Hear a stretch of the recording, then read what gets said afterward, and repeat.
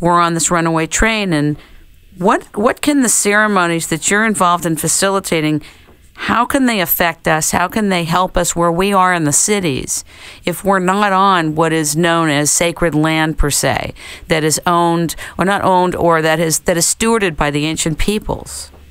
Well, the sacred ceremonies, the ancient sacred ceremonies, many of them, you see, were created thousands of years ago, and then people were taught within those tribal nations, they were taught how to do specific ways to do the ceremonies, and all the ceremonial tools were taught. That was taught to how to create those tools in special ways, very sacred ways, and with honor. Now, I am not a student of traditional sacred ceremonies because they are very like to do a ceremony in a specific way. However, ceremony is very, very important, that I do incorporate some special principles of ceremony. Like a ceremony, if we just think of a ceremony, is just a time of people gathering together.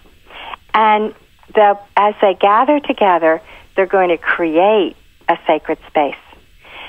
And a sacred space in that form is a wonderful space because now the ceremonies that I've been doing for the past 18 years have been open to everyone and all ages. Now, it's wonderful to have children and older people, all different ages, come together. And as we facilitated the sacred space, then we have, it's like creating a space where people can get connected to the earth and connected to their heart.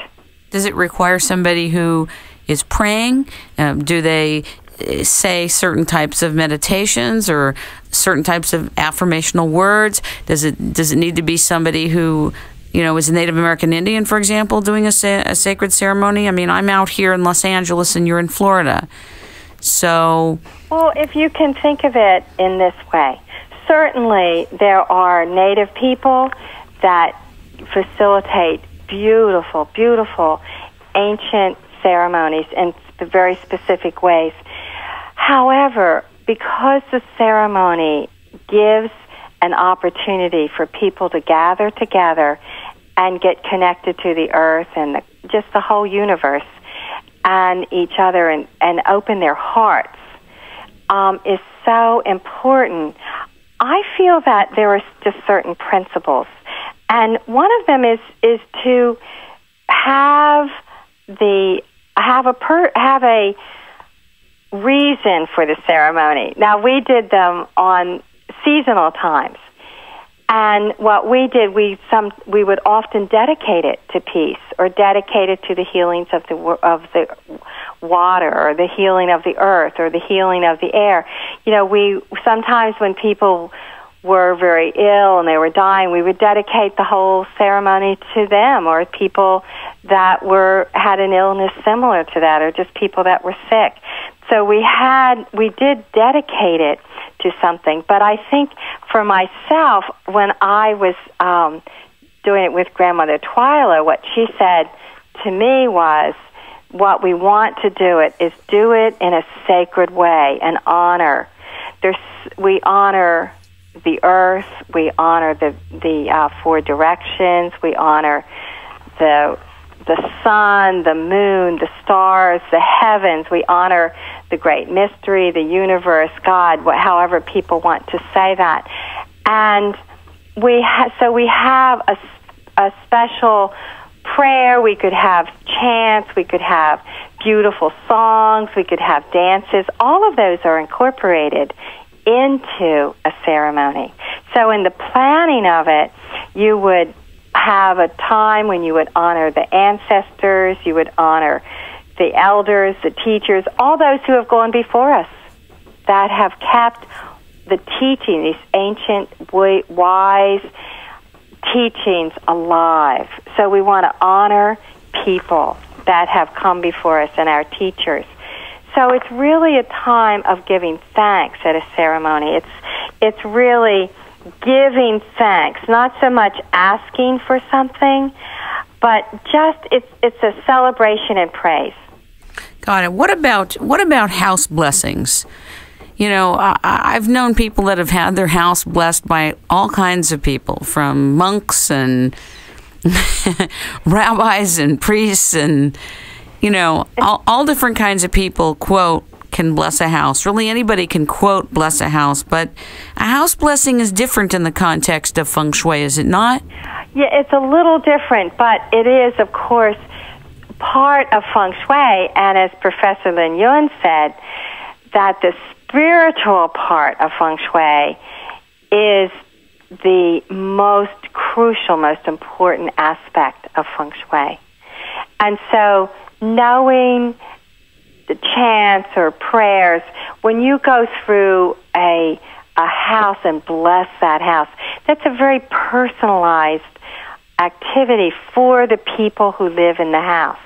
So what you're doing is you're really bringing to the best of your ability the feng shui blessing that we in the Shambhala feng shui blessing can include, of course, a lot of the things of ceremony. It can include sound, it can include chants or prayers, and certainly prayers for every aspect of the person's life. It could be walking through the house in a certain very specific feng shui way, and like walking the bagua. And so there's different kinds of ways.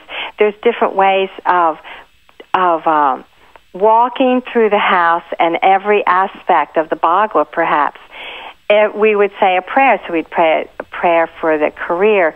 But it's bringing, it's the prayer, but it's also moving. It's like bringing a blessing and a healing. It's bringing, you know, we can't do on the earth, we can't live our life totally by ourselves. We really can't. And so in the Shambhala feng shui, I like to tell people to have a wall that you honor something bigger than yourself. So in a house blessing, you're working perhaps with angels and great beings, the unseen ones, to bring a sense of sacredness and the power and the majesty of just positive thought, positive people. Angel beings are the great beings, you know, Jesus or, you know, Buddha. These great beings, when you bring their power, they only know that sense of light and positiveness. Have you ever walked into a home or a place and, first of all, even the way it was situated, structured, right there where it's located, it's off. Where it is off. And so even if you go in and, quote, feng shui it, bless it, clear it, shift the air particles, move things, it's still off. Have you ever run into that? Well, let's say this now. This is the only thing that I would say if a house was off. If a house were too toxic, I think then I sometimes, and not very often, but I have a couple times in all the years that I've been doing this work, said they really ought to move. But really, this is why feng shui is so necessary for every house in America, to have somebody come in and feng shui every house in America. Okay, I now have the controversial part of the interview coming. we have the conflicting part coming right now. Well, what about, well, not really conflicting, but what about ghosts, poltergeists? Okay, before we get to ghosts, and I would love to answer that. Okay. Because Casper asked me. What happens is every house has toxicity. But there's, in the feng shui, and a lot of the houses, the architecture, the structural architecture of the